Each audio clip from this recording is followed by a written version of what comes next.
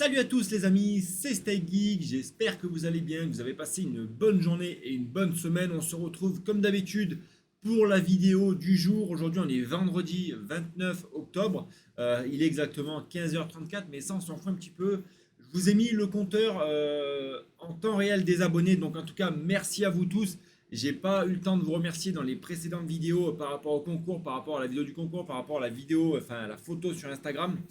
Un grand merci à tous, hein, vous avez été énormément nombreux à participer à ce petit concours, chose qui est normale, hein, donc voilà, vous avez vu qu'il y a énormément de lots à gagner, normalement il y en a 12.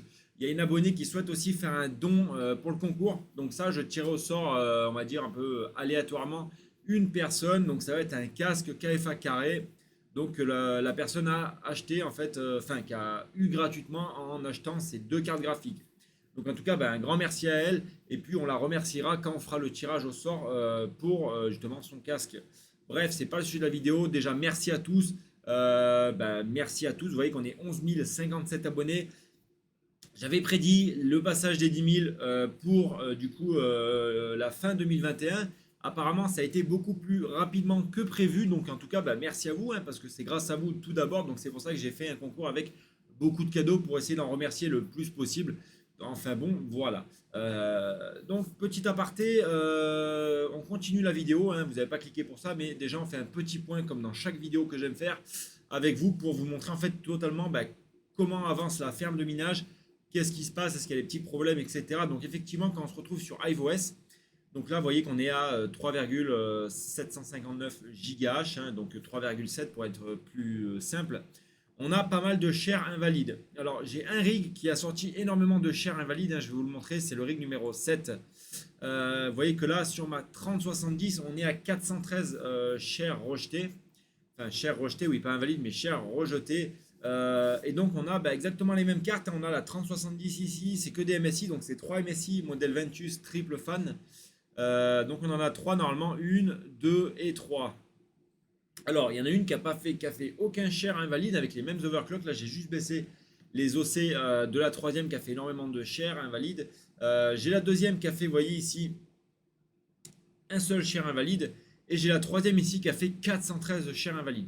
Et là, j'ai une 2060 là, qui s'est dit, tiens, je vais en faire aussi. Donc voilà, bon, après, si on regarde par rapport au nombre de jours que le rig tourne et du coup le pourcentage, le ratio, effectivement, c'est pas énorme. Vous voyez qu'on a fait 73 100 shares acceptés et 5 invalides. On est sur un ratio de 99,34. Donc moi, j'aime pas quand c'est rouge, mais là, le ratio il est bon. Tant qu'on n'arrive pas au 95%, le rig, on peut le laisser tourner. On n'est pas obligé de faire un reset. Et puis, ça ira très bien. Donc j'ai eu celui-là, comme je viens de vous montrer. J'ai eu également... Alors, je vais vous montrer ça tout de suite. C'est en train de charger. Allez, come on, baby. Donc j'ai eu également le rig numéro 12. Pareil, on a une 3090 qui nous a sorti 10 shares invalides.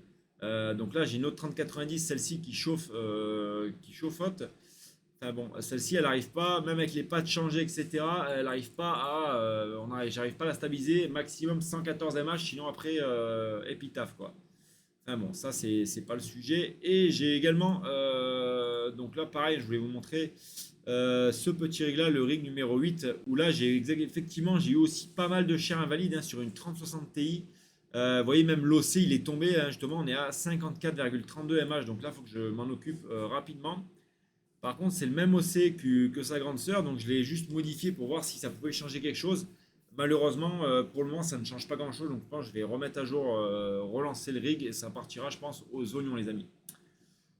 Petite suite du coup, merci à tous ceux qui utilisent le shop Stay Geek Mining. J'essaye de mettre un maximum de produits, de le mettre à jour un maximum assez souvent. Donc il y a à peu près tout, il y a des cartes graphiques, il y a des châssis amis, il y a des cartes mères, il y a des mining case, il y a des cartes mères processeurs, il y a des mini écrans HDMI, ça je vais en parler très bientôt. Il y a le wallet du seigneur, le Ledger Nano S, il y a des pads et de la pâte thermique. On a des accessoires, il y a des onduleurs, enfin il y a tout ce que vous souhaitez acheter pour un rig de mining, ou même il y a des composants, il y a tout, vous pouvez faire votre rig complet sur le shop. Bref, on passe au sujet de la vidéo, on se remet sur le petit compteur. Alors moi je vais vous parler simplement de mes crypto-monnaies que j'ai dans mon portefeuille de crypto. Et je sais qu'il y en a beaucoup qui m'ont demandé, oui Stay Geek, qu'est-ce que tu as comme crypto-monnaie, qu'est-ce que tu conseilles d'avoir? Et enfin voilà. Alors après, je suis pas du tout un spécialiste hein, sur la crypto-monnaie, sur les blockchains. Comme je dis à chaque fois, je suis un débutant, mais j'aime partager avec vous mon expérience de débutant et justement ben, vous être totalement transparent avec vous, vous montrer qu'est-ce que je vous conseille d'acheter, qu'est-ce que moi j'ai acheté et voilà et ainsi de suite. Donc il n'y a pas plus compliqué que ça. Attendez, je vais juste poser le petit casque. Hop là. Alors, simplement, comme crypto-monnaie, donc ça va faire simple, ça va être rapide, j'en ai pas mal dans mon portefeuille. Après, je ne vais pas vous donner les quantités exactes que j'ai parce que voilà, sinon on va y passer 2 heures dans la vidéo. Là, le but, ça va être de vous donner exactement mes positions à peu près sur les cryptos que j'ai et que vous pouvez avoir également si ça vous intéresse. Et j'aimerais bien connaître dans les commentaires ce que vous conseillez d'acheter et ce que vous avez dans votre portefeuille. Je ne vous demande pas les quantités, ni le montant, ni rien. Je vous demande uniquement vos positions sur les tokens que vous pouvez avoir. Alors, c'est pas compliqué, on va commencer. Donc déjà, j'ai un peu de liquidité, j'ai de l'USDC. Donc ça, voilà, ça me permet d'acheter des positions. Quand je vois une crypto qui baisse, qui chute, eh ben, je peux renforcer mes positions avec cette petite liquidité-là. J'ai de l'Ethereum, donc ça forcément. Je ferai une vidéo, dites-moi si ça vous intéresse, où je vous parle, où je vous montre mon portefeuille. Je vous montrerai pas les sommes que j'ai, mais voilà, je peux vous montrer les quantités que j'ai. Après, vous pouvez faire les calculs vous-même, mais voilà. Donc j'ai de l'Ethereum, bien sûr. J'ai du Bitcoin. Alors moi, je les ai rangés en ordre de sympathie que j'ai pour les crypto-monnaies. Donc vous allez tout de suite voir. Donc on était au Bitcoin. J'ai du Shiba, donc certaines personnes disent ouais Shiba c'est de la merde, shitcoin, etc. Patati patata. Alors moi le shitcoin je m'en sers pour faire des bons gains. Hein. J'ai fait sur 3 jours, j'ai fait 990 euros de bénéfices, hein, bien sûr de bénéfices je parle sur le Shiba. Et j'ai renforcé ma position de 3 ou 4 millions en plus de ce que j'avais, donc c'est pas dégueu. J'ai du Solana également. Après, je vous dirai lesquelles cryptos je vais garder pour du très long terme et celles que je vais garder pour du moyen court terme. J'ai de l'Algorand, peut-être personne ne connaît, mais c'est une très bonne crypto, très bon potentiel. Hein. J'ai de l'Ethereum classique, forcément, parce que j'en mine un petit peu, donc ça c'est très intéressant d'en avoir. J'ai également du Cosmos. J'ai du Polygon, les gars. Alors, il y en a certaines que j'ai achetées quand je me suis lancé dans la crypto, hein, qu'elles étaient vraiment très peu chères. Donc, j'en ai acheté une petite quantité pour justement ben, voilà, avoir un lot un peu de toutes les cryptos que j'ai. Donc, j'ai du AVE. Donc, je ne sais pas comment vous le prononcez. Donc, AVE ou AVE, je ne sais pas. Bref. J'ai du Cardano aussi. Voilà, donc je regarde juste là, c'est mon téléphone, ne vous inquiétez pas. J'ai de l'USDT aussi également. C'est de la liquidité pour renforcer quelques petites positions. J'ai du Bitcoin Cash, j'ai du Maker, j'ai du Dogecoin, j'ai du Tesos. Voilà. Après ça, j'ai pas encore fini, mais ça c'est uniquement les cryptos que j'ai sur mon portefeuille Coinbase, Coinbase, Coinbase, Coinbase. Vous dites comme vous voulez. Hein, bref, l'accent anglais, c'est pas mon fort. J'ai aussi du Chainlink, j'ai du Litecoin, j'ai du XRP, j'ai du Celo, j'ai du Fetch, j'ai du Stellar, les amis, j'ai du Yo, j'ai du Gitcoin, du Graph, de l'AMP, Yotex, Origin Token. Bon, je vais un peu vite parce que là, c'est tous les petites cryptos, les petites positions.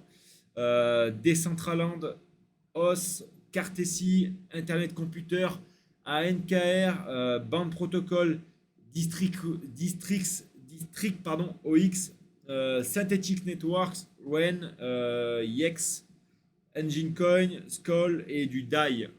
Alors voilà, donc ça c'était le tour. Donc voilà, il y a une petite, voilà, j'ai un portefeuille qui est assez rempli, mais je ne vais pas vous parler là de ce que moi je vous conseille d'acheter. Après c'est voilà, c'est moi j'ai fait des choix personnels pour ces cryptos là. Parce que le seul truc que je peux vous conseiller c'est d'avoir au moins 3 piliers forts dans votre portefeuille. Donc on va être sur de l'Ethereum, Bitcoin. Et ensuite le troisième, je vous laisse me dire vous ce que vous avez en troisième pilier fort dans votre portefeuille de crypto-monnaie. Alors qu'est-ce que je fais avec toutes ces crypto-monnaies là? C'est pas compliqué.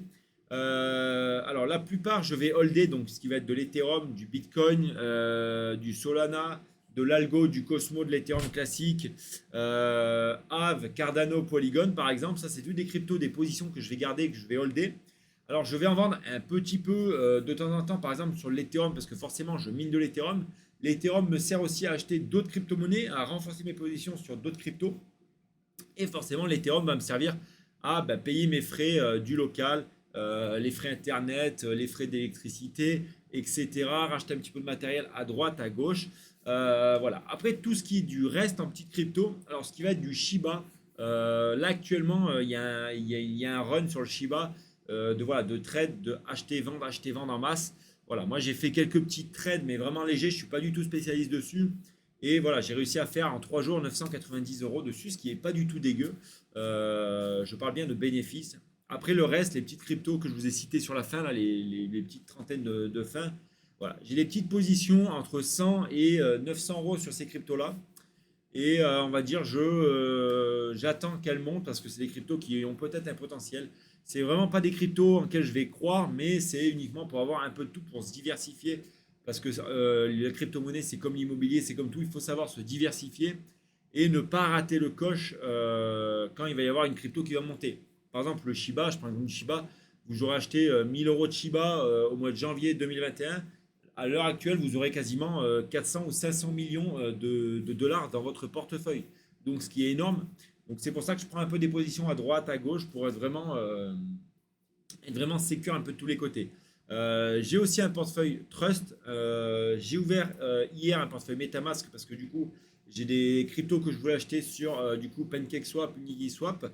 Donc il faut ouvrir un de ces portefeuilles-là pour pouvoir en acheter. Mais mon Trust, du coup, je vous en parlerai très bientôt de ce que j'ai sur Trust, si bien sûr la vidéo vous plaît, les amis.